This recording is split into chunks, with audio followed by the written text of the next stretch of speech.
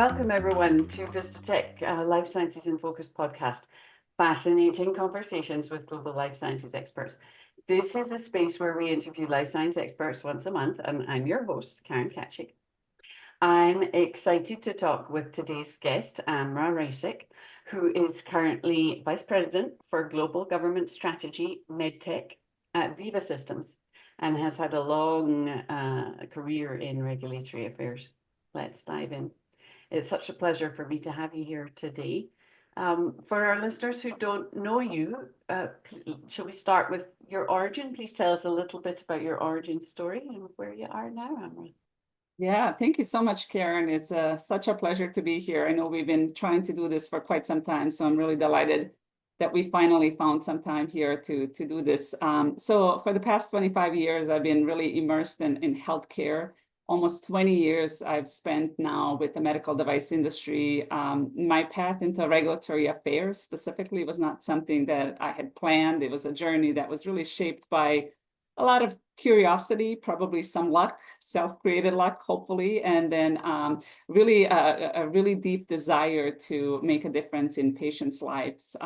I started out at a Unity Hospital here in Fridley, Minnesota, which is where I'm located. I was a patient care management employee. I was responsible for essentially assuring that patients were admitted and cared for with the right staff in place at the hospital. It was really a problem-solving role that gave me sort of a unique perspective on the entire hospital ecosystem, but it also gave me an opportunity to work very closely with patients, with hospitals, with nurses, with doctors, and a lot of industry reps. So this is how I got into Medtronic many years ago, back in 2006. But the great big Medtronic headquarters was being built, and I was kind of set my goals. I said, that's where I want to work. That drew me in. And after realizing that nursing was not really a path for me, I still wanted to work on alleviating patient pain, but in a different way, right? I wanted to really contribute to healthcare, but I knew I didn't want to get into nursing or MD. So an opportunity presented itself at Medtronic. I took it. I started in a supporting role and very quickly transitioned into regulatory affairs. As soon as I got my hands on some submission work, I started to really sort of fall in love with that work. I was hooked. And then over the years, I worked on structural heart devices, IVD capital equipment, a lot of disposables, and just really learned a lot along the way. I thrive on challenge. I'm always someone who's looking to sort of improve processes, to make things easier, to collaborate. I've always been sort of really complimented on being able to see the big picture and really sort of think about the impact that my decisions have on the rest of an organization. So after a few years at Medtronic, I had really a great opportunity to also work at Bayer. I worked at Abbott, and most of those roles continued to be around regulatory, but specifically strategy, regulatory intelligence, those types of roles, very much external engagement, which sort of opened that door and that further desire to really continue to be engaged with sort of global activities, shaping policies, again, continuing to see the big picture and the impact. And now at Veeva, I feel like I've sort of come a full circle, if you will. My role allows me to work with companies in a way that's really patient-centric and giving me a chance to sort of influence and navigate healthcare challenges in a very unique way. So it's been an incredible journey, and through it all, again, my focus has always been on finding ways to improve patient outcomes and really make a meaningful difference for all of us who end up being patients at some points. So that's kind of in a nutshell, if you will, my story. And your passion shows through. Your passion for that fundamental Thank you so caring much. about patient outcomes has always shone through for me ever since I first met you. That's awesome. Veeva is obviously a very well-known solutions provider in the life sciences space. So what's it like being on that side of the equation after having worked at what we'll call some of the world's largest medical device manufacturers? What's that like? Yeah, the largest medical device manufacturer in the world, right? So yeah, Vieva, just a little bit about Vieva. So as you know, Vieva is a problem solver, right? It enables manufacturers really to bring speed to the product life cycle. So we offer a comprehensive set of applications on a single cloud platform. The systems are unified, which is what makes them really sort of different. A lot of times I like to talk about Vieva in terms of like a community, right? It's really hard to do things when your systems are disjointed, right? You have one set of software that manages regulatory, another set that manages quality, another one that manages clinical. And when you're united, when you're on the same page, it really creates kind of a uniform quality or culture, if you will, for an organization. But my role specifically at Vieva, I lead the global government strategy. And what that really means is I am tasked with building strategic partnerships with the medical device industry, which, luckily for me, I'm connected, and that really works well with my personality and just kind of, my work ethic to be around people and to collaborate on a fairly regular basis. But my job is to really track industry trends, to know what the challenges are, where they're coming from, and then to partner and to work with industry on advocacy and to really ensure that technology is at the forefront of medical device conversation. So similar to, the role that I described at Medtronic and Abbott and Bayer, all of these external collaborations and efforts, a lot of that has sort of continued here at Vieva, except I have a different platform and I have a little bit more of a visibility across the board, and I work more on behalf of industry rather than one manufacturer at a time. So a lot of external working group leadership, chair, co-chair roles, a lot of engagement like that. But really, again, coming back to ensuring that these manufacturers are enabled to get product to those patients that need it as quickly as possible. And again, technology is the way to do that. It's the future, it's the driver, it's what connects a lot of these manufacturers to one another as well, in addition to connecting them to the various governments in which they seek approvals. So it's been really one and the same, if you will, coming in from a large manufacturers to a company like Vieva. And it's been a really great pleasure and just really a rewarding opportunity. I'm really grateful to be here. And I get to meet people like yourself, right? And your organization. So that's really great. Yeah, no, you're definitely a connector, aren't you? And we're going to talk a little bit more about some of those topical issues as we get along here. Before we turn to that, I know that you're passionate about health equity. How did you come to feel that way? I think that's something that sort of comes from within. I've always really been driven by this desire to help underserved populations, to be an advocate for those who can't advocate for themselves. It's just something that's deeply sort of ingrained in who I am as a person. Health equity is also, as you know, a significant focus at the FDA at the moment, right? And CDRH specifically, it is a strategic priority for them for the 22 through 25 year. So, by 2025, companies are going to be required to do a lot more in terms of providing, information that they are looking at, including patients with various backgrounds and into their clinical studies and things like that. So study execution and how that's done is going to be a big piece of achieving those goals. But another piece to Vieva is that a lot of people don't really sort of pick up maybe on right away, but Vieva is also a public benefit corporation. So about 3 years ago, we transitioned from an LLC to a PBC, which is an important piece to this. I didn't know that. I was not aware. Yes. So there is a legal obligation to balance shareholder needs with the community needs, right? So we are constantly looking at ways of really making a difference in the community and ensuring that the community has what it needs to be successful, right? To have those pieces in place that make a difference beyond and just, selling software and enabling them to do better. We are going beyond that. We really are a step above And that's kind of how my role sort of fits in. A lot of this work around health equity is really driving inclusion and driving, connecting to rural areas, rural populations that we normally don't think of. And again, a way to do that is really through technology. So all of that is really part of that health equity desire and that health equity involvement that I'm currently a part of. I also recently had an opportunity, as you probably know, to interview Dr. Michelle Tarver, who is now taken over for CDRH for Dr. Shuren, right?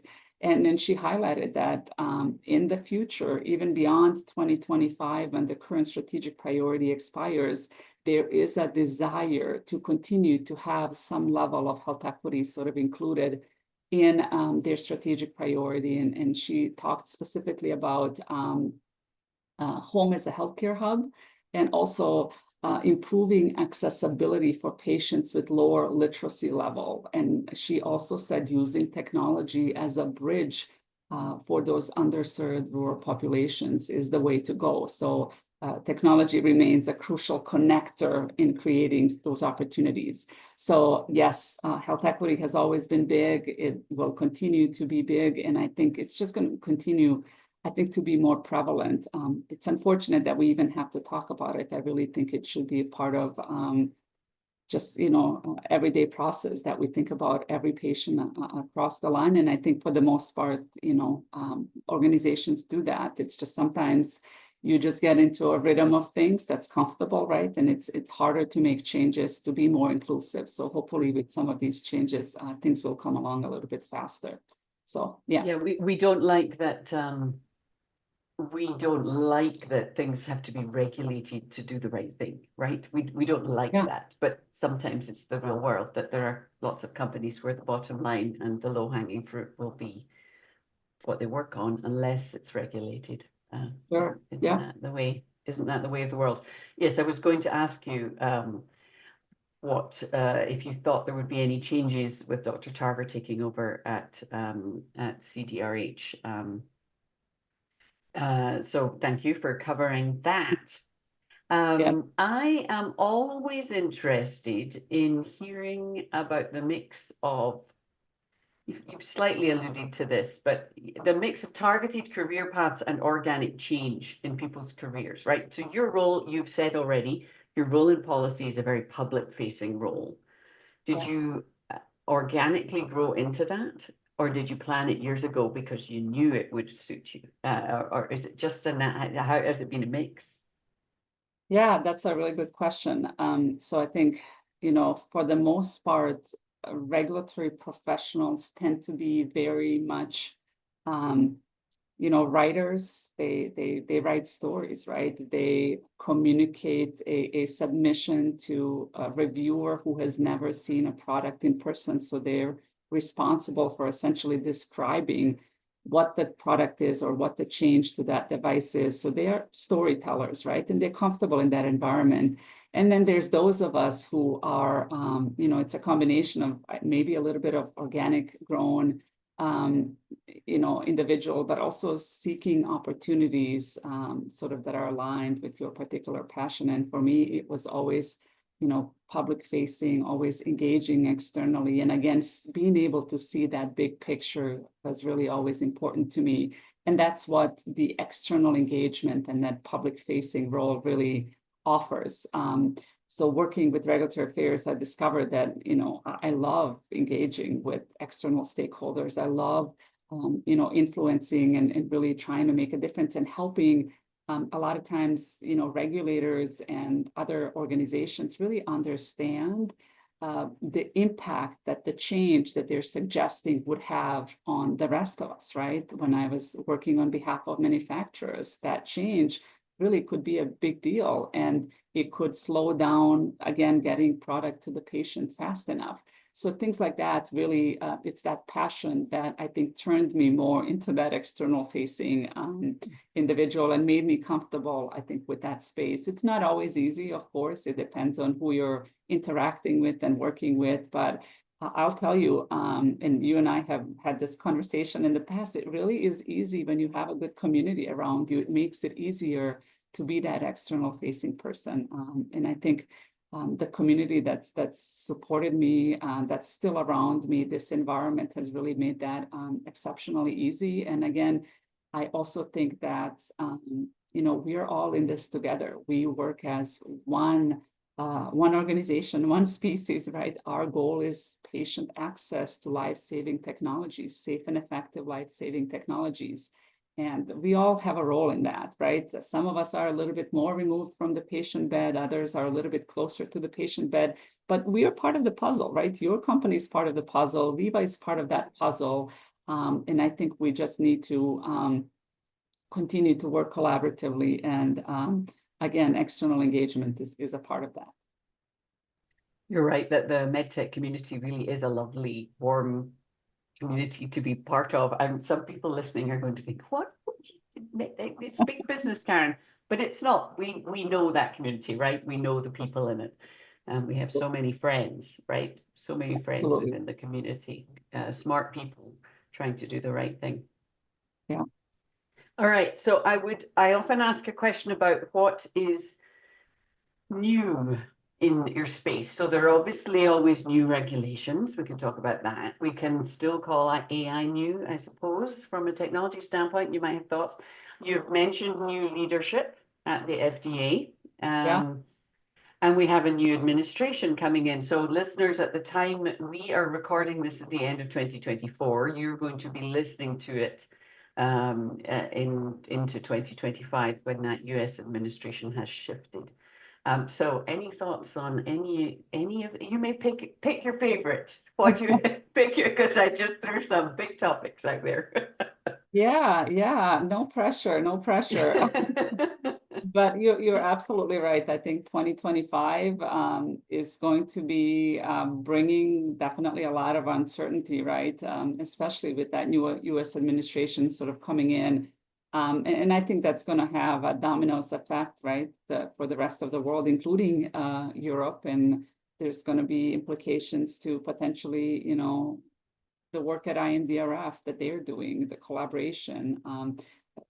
Policies or priorities could shift, to one area versus another. All of that is sort of up for grabs, and there's a lot of unknowns, but these changes are definitely not only limited to the US. There's going to be ripple effects that will influence global landscape, including EU. We know that then in EU specifically, team notified body issued a press release recently discussing the implementation of MDR regulations. We know that they have emphasized how modern IT tools really could enhance the efficiency of conformity assessment processes.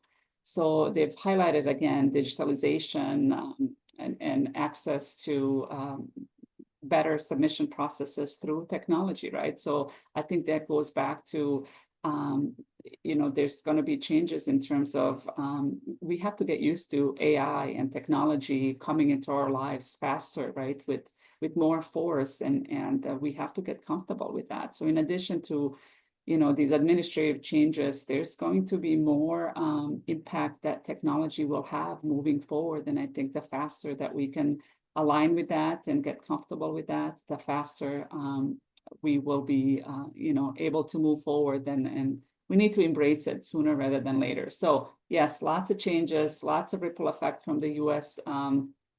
Election results, but a lot of that is still going to be determined. But I'll tell you one thing, after having just spent some time with Dr. Tarver again, she did highlight that the focus on safety and effectiveness and really ensuring that these products remain safe and effective, they will not diverge from that, right? That's going to remain a priority, and because it's about the U.S. population having access to safe and effective products. That's their priority, and they're not going to waver from that. So lots of changes, but at the end, kind of the core remains the same, and we all have to be committed to supporting that effort as well. Very good. Yeah. Thank you. Yeah. Yeah. So as we wind up, is there anything else that you would like to share with our audience that I haven't asked you about?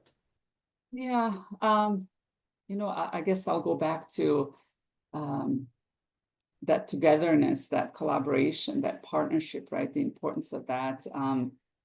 Oftentimes, we see manufacturers coming together, and a lot of other companies become sort of sometimes the afterthought, but really, highlighting the fact that we are all part of the same ecosystem, working for the same objective, right? Just with maybe a little bit of a different drive, different purpose, different platform and podium. But really, all of this work that we are after is a collaborative effort, and only collaboratively can we drive progress, and which ultimately benefits all of us as patients. So really encouraging again that we stay collaborative, that we stay on the same page. And again, especially with all of these changes that are so many that are coming forward, right? And so many unknowns, I think that puts even more pressure on us to be working as a team, as a collaborative team. So again, I appreciate this opportunity. Our organizations don't necessarily work together on a very regular basis, but I think having these opportunities really sort of showcases that we have a lot in common, that we are all on the same page. And so continuing to do this, continuing to engage in these external, organizations and platforms, whatever opportunity we get, I think is really the way forward. Partnership, engagement, collaboration, getting on the same page, and because we are, driving the same boat and going in the same direction. So I'll stick with that, and really ensuring that we continue to keep the patient at the forefront, because that's what it's all about. Well, that is a lovely, lovely note to end on. Of So, course, Amra, thank you so much for your insights. And it's been a real pleasure to record some of the things that we have enjoyed chatting about in the real world. And to our audience, this Life Sciences in Focus podcast is available on Spotify, Apple, and other leading platforms, as well as on YouTube if you would like to watch it. Please make sure to tune in again even next month for Vistatec Life Sciences in Focus, fascinating conversations with global life sciences experts.